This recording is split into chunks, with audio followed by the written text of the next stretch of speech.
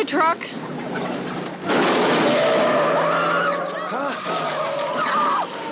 There it is. Too often, there is an intellectual divide about serious, earnest, quote-unquote art. How folks levy expectations regarding what can be thoughtful provocation and what is simply genre schlock. But genre films have always been about more. Art about politics, science and economy, environmentalism, societal anxieties, and fear. One movie from the disaster film genre, Twister, shouted about all those things, but when did that genre slow down, and more importantly, will it continue? This is crazy! Forget it! There's no time! It's gonna hit! We can still There's do no this! time! Come on, come on! Before things start falling apart, make sure you're subscribed to the channel in order to stay up to date on all our latest videos. For many people, 1996's Twister is the archetypal disaster film. The story centered around two sets of storm-chasing scientists, one an altruistic team led by Dr. Joe Harding, and another corporate-backed group led by Dr. Jonas Miller. He's in it for the money, not the science.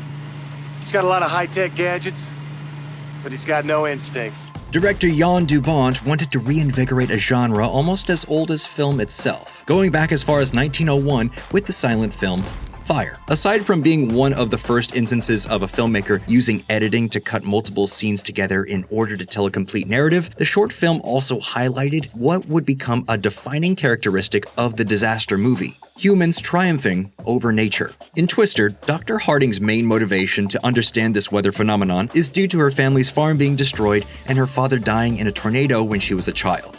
Jesus Christ! Listen to yourself! You're obsessed! You've never seen what that thing can do, so don't talk to me about just it. You've never seen it. You've never seen it miss this house and miss that house and come after you. With her new tech, called Dorothy, she hopes to revolutionize early storm detection. Still, nobody knows how a tornado works. We have no idea what is going on inside because nobody's ever been able to take scientific measurements from inside the funnel. The plot is more or less a scientific revenge story. That focus on human revenge can be traced back to the disaster movie genre's golden era of the 1970s. In what many would call the blueprint for the disaster film, The Poseidon Adventure, Gene Hackman famously shouts to God, "What more do you want of us? We've come all this way, no thanks to you. We did it on our own, no help from you." And these movies are very much about normal people carrying on against all odds. The 70s were a decade marred by political upheaval, one obvious and impossible to ignore example being the Watergate scandal and President Nixon's inevitable resignation. There was a sense of distrust across the country, and it inevitably bled into the public consciousness and informed our art. Mrs. Rosen is dead. We can't bring her back, but what we can do is keep moving and be strong. That's what she would have wanted. In Twister, there was a layer of political commentary in its exploration of gender dynamics within the field of STEM, science, technology, engineering, and mathematics. Harding is played as a passionate meteorologist and forerunner in the male-dominated field. Her character challenges traditional gender roles, addressing the challenges women face like being underestimated and constantly having to prove their credibility again and again. Time for deployment, guys. Let's do it. Oh, man. This is the fun part, sweetheart. That sort of questioning on whether our country treats folks on a level playing field goes all the way back to 1977's Black Sunday. The film tells the story of an ex-Vietnam pilot who suffers from PTSD after being held as a POW. With the government incapable of taking care of him upon his return, he inevitably has a nervous breakdown. He later wants to hurt himself and as many people as possible by flying a blimp into the Super Bowl. This sense of unease and paranoia wasn't just regulated to political turbulence. The 70s also saw a rise in environmental consciousness. Earthquake, released in 1974, played on the public's fear of natural disasters. The idea was exacerbated by urbanization and environmental neglect. These movies showed us as small and pitiful in the face of a world that wanted to destroy us because we had been destroying it for centuries. It shows a distrust in what corporations have been telling us, something evident in Twister as well. It's coming! It's headed right for us! It's already here! The contrast between Joe's and Jonas's teams really reflects corporate versus grassroots work. Joe's team operates on a shoestring budget, relying on creativity, passion, and working together against all odds. Jonas's team, on the other hand, is a much more buttoned-down corporate approach where problems are solved by throwing money at them. The disparity between the two works as a ragtag group of underdog misfits against giant corporations we've seen play out for years. While there was a lull of disaster films in the 80s, there was an absolute resurgence in the 90s. Aside from the environmental fear and personal triumph of Twister, there was the aliens as metaphor film, Independence Day. Welcome to Earth. Released in 1996, the film used the concept of an alien invasion to explore themes of global unity and resilience in the face of an external threat. The film's portrayal of disparate nations coming together to fight a common enemy resonated with audiences in a world where the internet was becoming more prevalent. The not at all subtle political subtext suggested a need for international cooperation to address global challenges like climate change and terrorism. Mankind, that word should have new meaning for all of us today.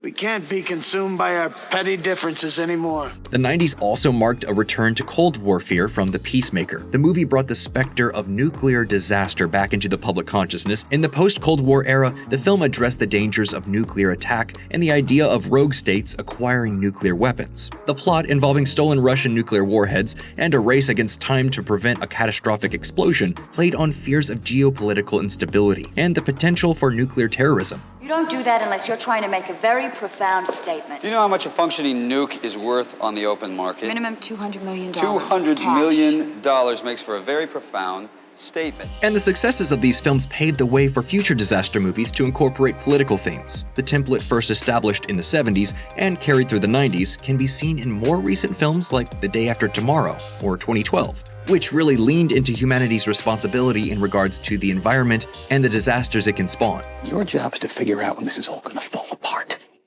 My job is to figure out how to retain some semblance of government after it falls apart. But why does it seem that the movies have fallen into a rut? They're still being made, but there's something that just feels off. There's a lazy reliance on spectacle. And these movies have always had spectacle. It is part of the genre, but due to the increase in technology, it seems like over-the-top action and the latest special effects are all some of these movies seem to want anymore. When you watch something like San Andreas or Geostorm, the end result is just something kind of nice to look at, but has no sense of real storytelling. By playing God. Ask Max, he knows. Science is all about playing God. Nostalgia also plays a huge role with how we watch disaster movies. We started this video saying Twister was the archetype disaster film for a certain generation, and that's true for those who grew up with it. Same with folks who grew up on Earthquake, or younger fans who first saw San Andreas because they liked Dwayne Johnson. Fans will always have fond memories of the emotional journeys and innovative effects that define their favorite childhood movies. Good storytelling will always ring true.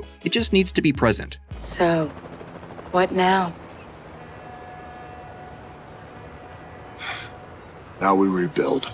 The upcoming Twisters has the potential to reignite the genre by returning to its roots. With today's heightened awareness of climate change and natural disasters, there's a chance for disaster films to crawl their way back into the public lexicon. Twister serves as a reminder that even mainstream entertainment can engage with and reflect societal issues. The movie works in a way movies haven't since because it had the comfort of genre to wrap itself in. There's an everlasting appeal that lies not only in its ability to captivate audiences with its depiction of nature's fury, but also in its subtle exploration of the political and social currents of its time, all told through the very clever Trojan horse of spectacle and flying cows. Cow.